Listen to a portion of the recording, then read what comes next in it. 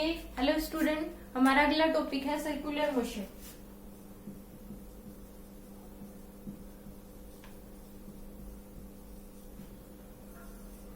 इसमें हम circular motion की बात करेंगे। इसमें आप कर लीजिए कि यहाँ एक डायग्राम मतलब कि एक पैटर्न बना लीजिए। यहाँ पे लिख लीजिए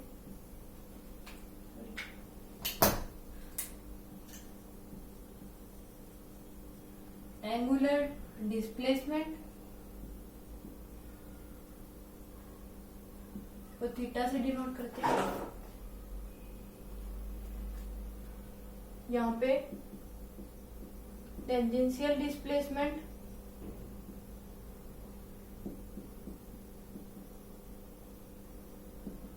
ओके। यहाँ पे दूसरे नंबर पे कर लीजिए angular acceleration, angular velocity omega से। इसके सामने ही कर लीजिए टेंजेंशियल वेलोसिटी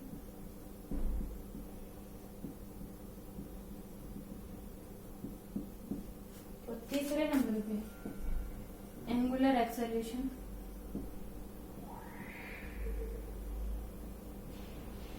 अल्फा। इसके सामने टेंजेंशियल एक्सेलरेशन।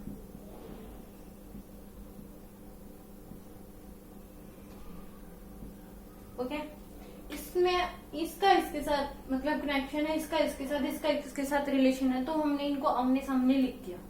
ओके, अब एक डायग्राम बनाते हैं। ये एक सर्कल है, ये मान लीजिए पी पॉइंट है। यहाँ से एक कील से एक रोड को बांध दिया गया। ओके, तो वो ऐसे ऐसे मतलब किसी को बांध दे तो ऐसे ऐसे घूमती है ना, तो वैसे करिए। से मान लीजिए ये यहाँ तक पहुंच गई। ओके, तो ये एंगल कवर करेगी π/6 का, यानी कि 30 डिग्री। ये S1 ये S2। ओके, तो जब एक पाथ कवर कर लेती है तो इसका मतलब डिस्प्लेसमेंट कवर करती है 2π की, और एंगल होता है 30 डिग्री। मतलब जब ये करती है तो 30 डिग्री का उस पे घूमती है। ओके, तो इसमें ये क्या होगा, एंगल कवर्ड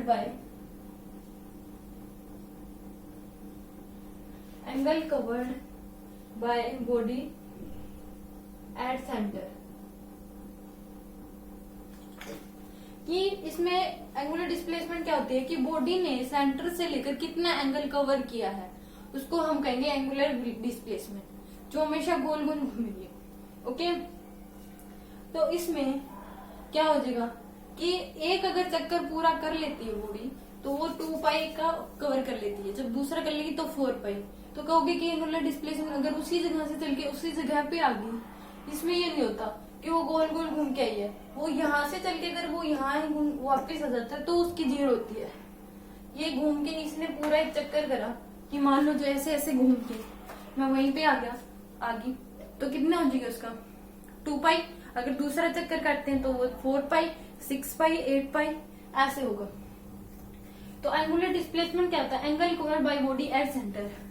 ओके, इसमें जब बॉडी कवर करती है तो एंगुलर डिस्प्लेसमेंट वो होता है, वो सारा सेम ही होता है, पर टेंजेंशियल डिस्प्लेसमेंट अलग अलग होती है। कि यहाँ से लेकर यहाँ मतलब अगर करेगी तो उसको कम टाइम लगेगा, इसको बहुत तेज स्पीड से दौड़ना पड़ेगा, इसको हम बहुत तेज स्पीड से दौड़ना पड़ेगा। क्योंकि उसी टाइम में अगर उतना ही वो कवर करना है तो ये गैप ज्यादा हो गया, तो इसको तेज स्पीड करनी पड़ेगी। तो याद करने वाली बात क्या है कि इफ, नोट कर लो, if a body move on circular path then their angular displacement same at every point, but tangential displacement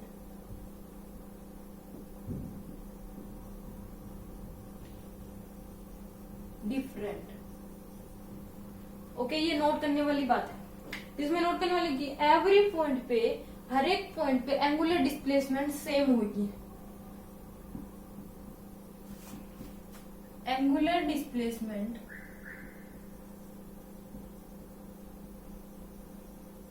at every point, at all point, always same. Okay, अब एंगुलर वेलोसिटी की बात आती है। Angular velocity क्या होता है कि rate of change of angular displacement, उसको हम कहेंगे एंगुलर वेलोसिटी। मतलब कि कितने टाइम के साथ एंगुलर डिस्प्लेसमेंट चेंज हो रही है, उसको कम हम कितने रेट, मतलब कितने टाइम के साथ वो उसकी जो एंगुलर डिस्प्लेसमेंट चेंज हो रही है कितनी वेलोसिटी के साथ, उसको हम कहेंगे angular velocity. Rate of change of angular displacement, इसको कहेंगे हम एंगुलर वेलोसिटी। इसका फॉर्मूला क्या आता है, theta by T. Okay, angular displacement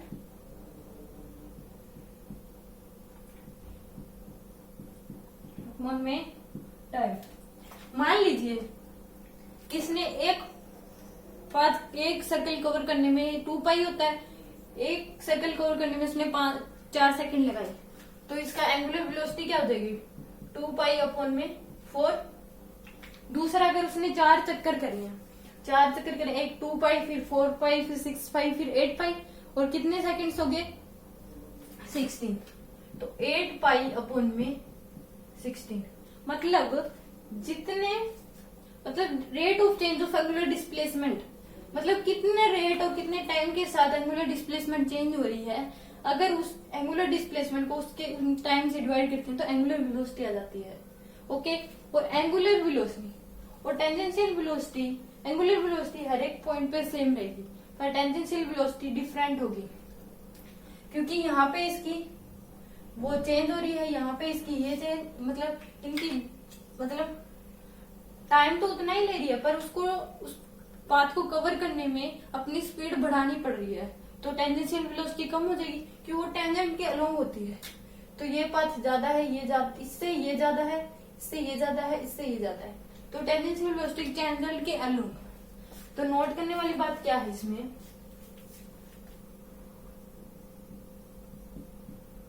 angular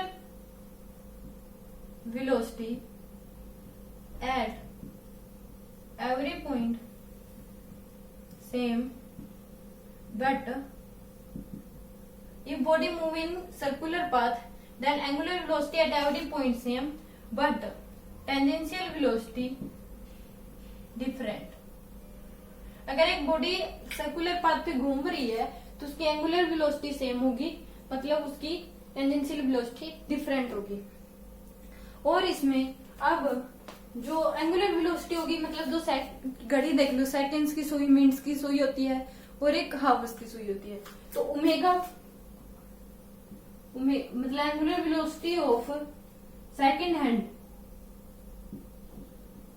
कितनी हो जाएगी, कितना वो कवर करेगी, 2 पाई। 1 मिनट 60 सेकंड्स होती है, तो इसकी इतनी आ जाएगी पाई बाय 30। और angular velocity of minute hand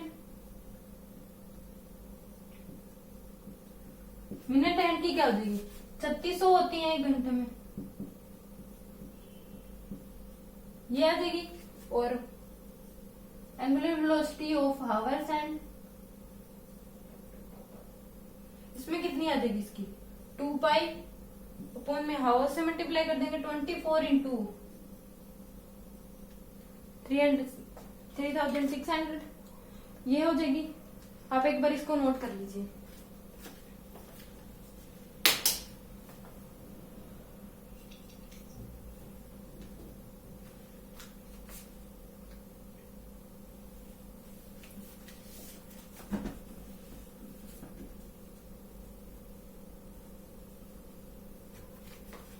आगे बात आती है एंगुलर एक्सेलरेशन। एंगुलर एक्सेलरेशन क्या होता है, rate of change of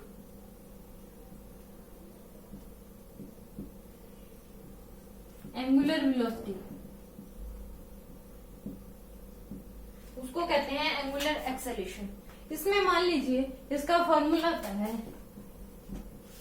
omega final minus omega initial divide by में टाइम। इसमें क्या दे दिया कि जब एंगुलर वेलोसिटी चेंज होगी उस रेट के चेंज होने को हम एंगुलर एक्सेलरेशन कहेंगे। मान लीजिए इसकी एंगुलर वेलोसिटी फाइनल कुछ थी, इनिशियल कुछ थी, तो अल्फा कितनी होगी? अगर मान लीजिए इसकी फाइनल है 4 पाई और इनिशियल कितनी हो जाएगी, मतलब 10 उसकी वो दे रखी है 10 रेडियन पर सेकंड, इसकी 10 रेडियन पर सेकंड स्क्वायर होती है। अगर इसकी इनिशियल ओमेगा इनिशियल दे दी 10, फाइनल 10 दे दी और इनिशियल दे दी 2, टाइम कितना दे दिया 4, तो कितना देगा 8/4, 2 रेडियन पर सेकंड स्क्वायर। मान लीजिए कि ओमेगा इनिशियल दे दिया 8 radian per second, omega final दे दिया 2 रेडियन पर सेकंड और टाइम 4 सेकंड दे दिया, तो क्या हो जाएगा इसका एंगुलर एक्सेलरेशन क्या हो जाएगा? Omega final minus omega initial divide by time. Okay, और इसमें क्या होता है कि हर एक पॉइंट की मतलब अगर in a circular motion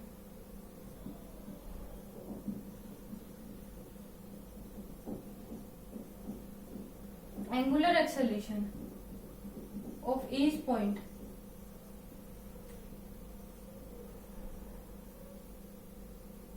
different same but tangential acceleration same, क्योंकि इसमें हर एक पॉइंट पे एंगुलर वेलोसिटी चेंज होगी तो इसमें एंगुलर टेंजेंशियल वेलोसिटी भी सेम हो, एक्सेलरेशन भी डिफरेंट होगी। ओके, तो अब इसमें इसकी यूनिट्स क्या होती है?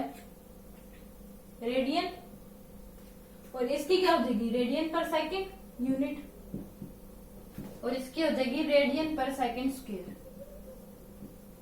इसकी metre, metre per second, metre per second square. Okay, आपको समझ आ गया होगा? Then you write down.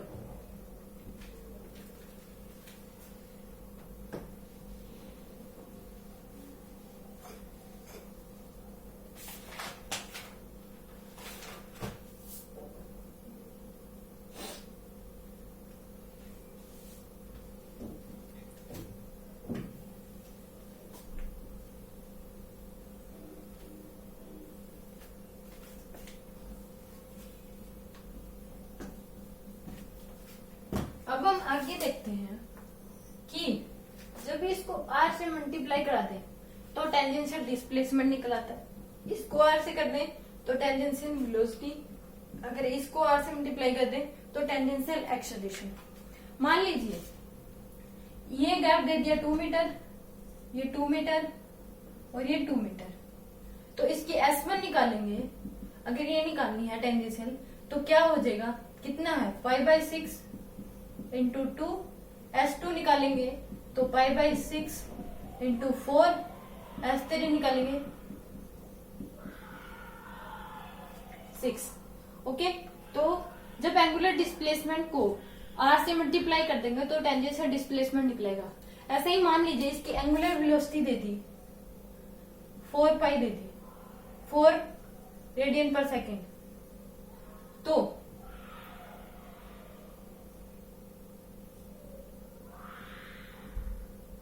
कितनी हो जाएगी इसकी? 4 इंटू 2 हो जाएगी,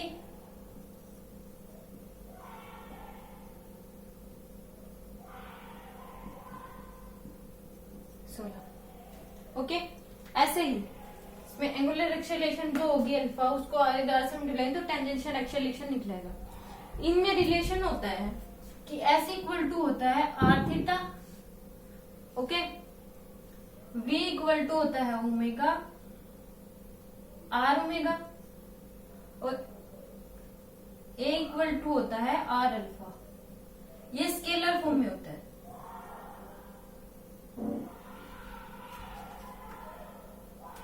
और वेक्टर फॉर्म में क्या हो जाएगा? Theta cross r omega cross r, alpha cross r, ये हो जाएगा वेक्टर फॉर्म में। इसके 4 रिलेशन होते हैं, वो हम करते हैं आगे।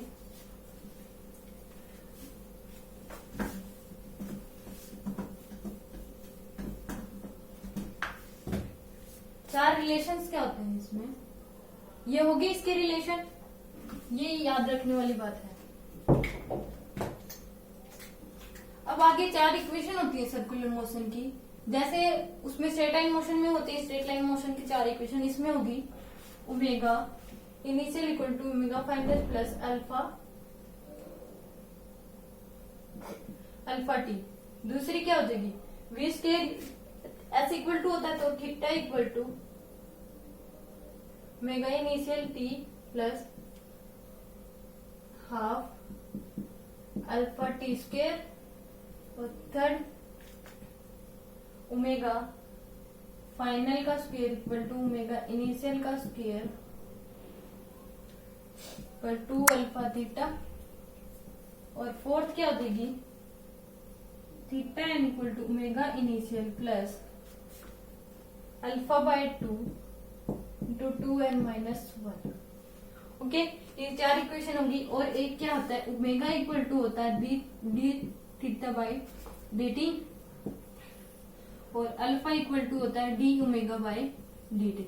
हमने पढ़ा था कि rate of change of angular displacement equal to angular velocity, और rate of change of angular velocity equal to angular acceleration. Okay, तो अब हम इसमें क्वेश्चन कैसे आएंगे, इसमें क्वेश्चन दे दे कि आपको ओमेगा इनिशियल दे रखा है 2 आरपीएम, ओमेगा फाइनल दे रखा है 4 आरपीएम। ओके, टाइम दे दिया 4 सेकेंड्स। फाइंड करना है, फाइंड क्या करना है, अल्फा और थीटा। अब हम ये इन चारों इक्वेशन से इसको सोल्व कर सकते हैं। अगर 2 आरपीएम को हमेशा रेडियन पर सेकेंड्स में चेंज करना पड़ेगा, तो रेडियन पर सेकेंड्स में क्या पड़ेगा, रेशो पर रिलेटिव, ये है रोटेशन पर मिनट। अभी हम इसको रेडियन पर सेकंड में चेंज करना पड़ेगा, तो क्या हो जाएगा 2 इंटू, अगर एक रोटेशन में उसमें चेंज करेंगे तो 2 पाई इंटू मिनट को सेकंड्स में तो 60 से डिवाइड, तो ये 4 पाई बाय में 60,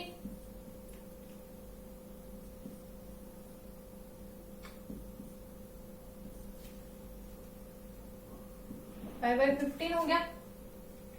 ऐसे ही इसको करेंगे 4 इंटू 2 पाई बाय 60 से मल्टीप्लाई कर देंगे, मतलब एक रोटेशन, मतलब उसमें एक राउंड में 2 पाई कवर करता है, तो 4 में कितना देगा 8 पाई 60, ये 4 पाई बाय 60 हो जाएगा। अब इसमें हम इक्वेशन ऑफ मोशन फर्स्ट लगा देंगे, omega initial to omega final plus alpha t. Omega initial कितना दे रखा है 4 पाई बाय 60, ये कितना 8 pi by 60 plus alpha into t कितना दे रखा है 4 अल्फा हो गया, 4 pi by 60 minus 8 pi by 60 equal to 4 alpha.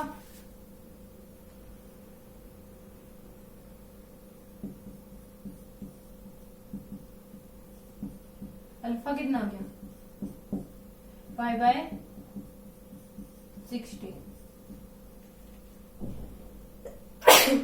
Sorry, अब थीटा निकालना है, तो थीटा इक्वल टू, अब थीटा इक्वल टू कितना हो जाएगा omega initial t plus half alpha t square. Theta निकालना है, ओमेगा इनिशियल कितना है 4 pi by 60 into 4 plus half alpha हमने निकाला पाई बाय 60 इंटू टी का square 4 into 4।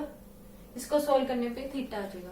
Okay, then you write, ये रिलेशन याद रखना है कि s equal to r theta होता है अगर एंगुलर डिस्प्लेसमेंट को अगर आर से मल्टीप्लाई कर देते हैं तो उसको वो हो जाता है टेंजेंशियल डिस्प्लेसमेंट। अगर एंगुलर वेलोसिटी को आर से मल्टीप्लाई कर देते हैं तो टेंजेंशियल वेलोसिटी निकल आती है। और एंगुलर एक्सेलरेशन को आर से मल्टीप्लाई कर देते हैं तो टेंजेंशियल एक्सेलरेशन निकल के आ जाती है। और ये 4 इक्वेशन होती हैं। Rate of change of angular displacement equal to angular velocity होता है और rate of change of angular velocity equal to angular acceleration होता है। ये सेम ही इसके क्वेश्चन आते हैं, जैसे कि हम उसमें स्ट्रेट लाइन मोशन में पढ़ते हैं वैसे ही इन इक्वेशन पे क्वेश्चन आते हैं। Okay, then you write down.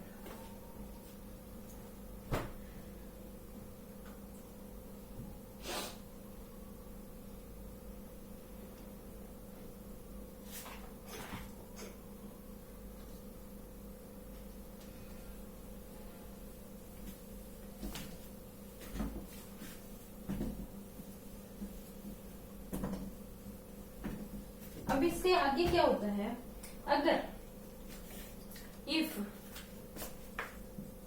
Omega increase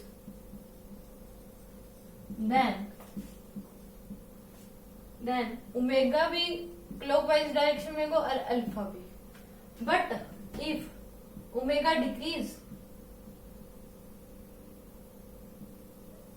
then omega होगा क्लॉकवाइज और अल्फा होगा एंटी क्लॉकवाइज। अगर एंगुलर वेलोसिटी को बढ़ा दिया गया तो दोनों ही क्लॉकवाइज डायरेक्शन में यानी एक ही डायरेक्शन में घूमेंगे, और अगर डिक्रीज कर दिया गया तो दोनों अपोजिट में होंगे। ओके, इसी प्रकार थीटा एंड, ये नोट करने वाली बात है, थीटा एंड ओमेगा ऑलवेज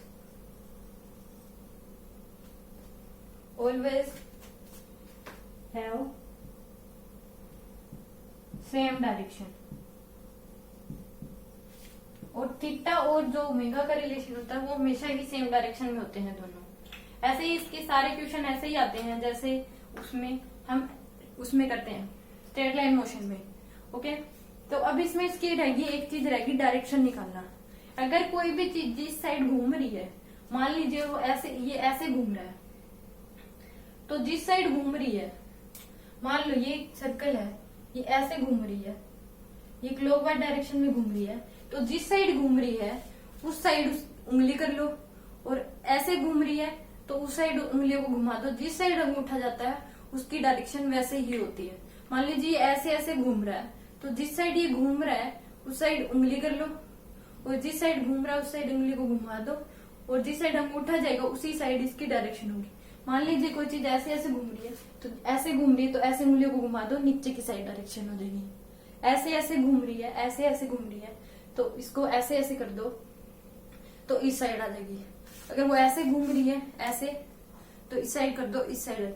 जिस साइड जो भी चीज घूम रही है उसी साइड उंगली करके उसको घुमा दो उंगलियों को, तो जिस साइड अंगूठा होगा वही उसकी डायरेक्शन होगी।